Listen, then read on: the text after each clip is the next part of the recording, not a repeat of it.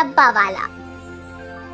बिष्णुपुर नामक एक गांव में अमित नामक एक डब्बा वाला अपने परिवार के साथ रहता था। अमित एक बहुत ही साधारण परिवार का आदमी था। उसकी पत्नी हिमा सिलाई करके थोड़े बहुत पैसे जमा करती थी और उनके बेटा अमर पढ़ाई करता था। अमित घर का सारा खर्चा डब्बे वितरण करके जो पैसे मिलते थे उससे चला लेता था। अमित हर दिन सुबह 8 बजे उठ के अपनी साइकिल पे शुरू होके घर घर को जाके नाश्ते के डिब्बे इकट्ठा करता था और उन डिब्बे में से कुछ पाठशाला में, कुछ कारखानों में समय पर पहुंचाता था। ऐसे ही हर दिन बहुत डब्बे वितरण करके डब्बे के 10 रुपए लेता था। आए हुए पैसों के साथ अपने बेटे को एक अच्छे स्कूल में पढ़ाता था। अमित जिस स्कूल में डब्बे पहुंचाता था उसी स्कूल में उसका बेटा अमर पढ़ता था। उसके पिता का हर दिन ऐसे धूप और बारिश में साइकिल चलाना, पसीने में मेहनत करना अमर को बहुत दुख देता था। ऐसे जब एक दिन अमित घर पे था तो अमर ने समय देखकर, पिताजी मुझे आपसे बात करना है। हाँ बोलो बेटा, कैसे पढ़ रहे हो तुम? मैं अच्छा पढ़ रहा हूँ पापा, आपसे कुछ बात करना चाहता हूँ। बोलो बेटा। पापा, आप मेरे लिए और मेरे स्कूल के फीस के लिए बहुत मेहनत कर रहे हैं। आप ऐसे धूप और बारिश में बहुत दूर के किलोमीटर साइकिल चलाते हुए डब्बे पहुंचाना मुझे अच्छा नहीं लग रहा। मेहनत के बिना पैसे कहाँ से मिलेंगे बेटा? भविष्य में तुझे एक बड़ा ऑफिसर बनाऊंगा। मेरी तरह से छोटे काम नहीं करना है तुम्हें, और पसंद करे तो सब कुछ अच्छा लगता है बेटा। पिताजी की बातें सुनकर अमर सोचता है कि वो सारी बातें सच हैं, पर फिर भी उसे तसल्ली नहीं होती है और अपने पिता को ऐसे मेहनत करना देख नहीं पा रहा था। उसने सोचा कि इन सब का हल सिर्फ उसका अच्छा पढ़ना ही होगा। इसीलिए वो दिन रात मेहनत से पढ़ाई करता है। ऐसे पढ़ाई करते वक्त अमर को अपने पिता का काम आसान करने के लिए एक उपाय सूझता है। तुरंत वो उसके विचार सारे एक पेपर पे लिखता है।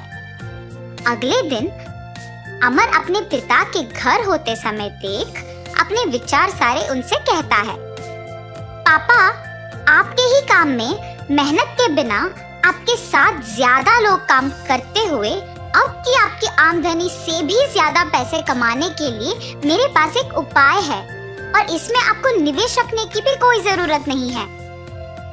क्या बात कर रहे हो तुम? व्यापार चलाने की क्षमता हम में नहीं है। जाओ जाके पढ़ो बेटा। ये क्या बात हुई जी? पहले सुनो तो सही कि वो क्या कहना चाहता है। अगर वो ये कह रहा है कि निवेश के बिना ज्यादा पैसे कमाने का उपाय है और वो भी इतने छोटे उम्र में, आपको तो खुश होना चाहिए ना। मेरी बात तो सुनिए पिताजी, सच्ची में ये मुमकिन है। ठीक है बोलो, मैं भी अब तो जानूं ये कैसे मुमकिन है। और ऐसे अमर अपने पिता को उसके विचार बताना शुरू करता है। पापा, हमारे गांव में कुल मिला के 350 परिवार है।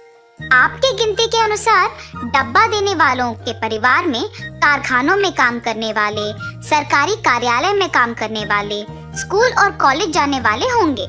इसीलिए उन सारी जगहों में मैं अपने दोस्तों के साथ नौकरी का मौका है। इच्छुक लोग आवेदन कर सकते हैं। निम्नलिखित पता पे आके अपना नाम और बाकी विवरण दे के नौकरी तुरंत शुरू कर सकते हैं। ऐसे पेपर में लिख के दीवारों पे चिपकाएंगे। उसके बाद जितने भी लोग आते हैं उन सबको यही काम समान रूप से विभाजित करेंगे। महीने के अंत में आए हुए पैसों में आधा हम उनको दे देंगे और आधा हम रख लेंगे। ठीक है, तुम्हारी गिनती तो मुझे समझ नहीं आ रहे, पर इसे हम ईमानदारी से कोशिश करेंगे।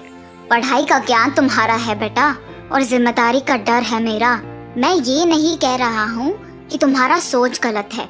तुम जाके तुम्हारे दोस्तों के साथ दीवारों पे नौकरी का अवसर के पेपर चिपकाओ। उसके बाद हम देखते हैं कि क्या करना है। ऐसे कहकर अमित वहां से चला जाता है। अपने पिता का दिया हुआ अवसर देख अमर अपने दोस्तों के साथ स्कूल, सरकारी कार्यालय, कारखाने, कॉलेज जैसे जगहों के बाहर उन पत्रिकाओं को चिपकाता है। और इतना ही नहीं, वहां पे लोगों को भी उसने बताया कि उसके पिता ने एक नया व्यापार शुरू किया और उसमें नौकरी का अवसर है। सभी को अमित के व्यक्तित्व के बारे में सालों से पता है, क्योंकि वे डब्बा वाले की तरह सालों से काम कर रहे हैं। तो इसीलिए गांव के लोग उसके पास काम करने के लिए सहमत होते हैं।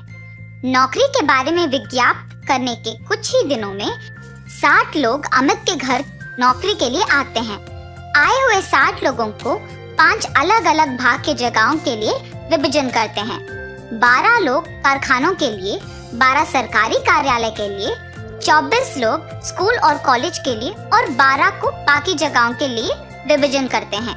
इन सबको डब्बे इकट्ठा करके उन्हें उनके जगहों पे पहुंचाना था और सब काम पे लग जाते हैं उनके साइकिल पे। पहले महीने बाद डब्बा बेचने वाले परिवार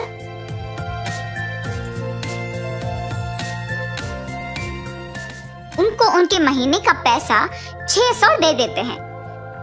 ऐसे 175 परिवार 600 रुपए महीने को भरने के बाद अमर के पिता के पास 1,05,000 रुपए आते हैं। 1,05,000 रुपए? उसमें से आधा तो हमारे साथ काम के कर्मचारियों को देने में ही जाएगा। फिर भी 52,500 रुपए तो बच जाते हैं। मेरा बेटा तो हीरो है। अमित ऐसे बहुत ही कम समय में एक अमीर व्यापारी बन जाता है। अमित के जीत का गांव के सारे लोग अभिनंदन करके उसका सत्कार करते हैं। पर उस समय पर अमित कहता है कि सत्कार उसे नहीं बल्कि उसके बेटे का करना चाहिए। इस जीत के पीछे मैं नहीं बल्कि मेरा बेटा है। 16 साल के मेरे बेटे से मेरी मेहनत और पसीना देखा नहीं जा रहा था और उसने तब इस व्यापार के बारे में सोचा।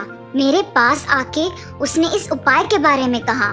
पढ़ा लिखा ना होने के कारण मुझे तो ये सब समझ में नहीं आया, पर उसने हार नहीं मानी और मुझे इस व्यापार के बारे में सब कुछ समझाया, नौकरी के अवसर के बारे में सबको बताया और मुझे यहाँ तक ले आया। मेरा बेटा ही असली हीरो है। ऐसे कहकर अमर का सत्कार करता है अमित। तो इस कहानी का नैतिक अच्छे विचार सोचने के लिए उम्र की कोई जरूरत नहीं होती है। अगर अपने मन में कुछ ठान ले और कृषि करे तो सफलता जरूर मिलेगी।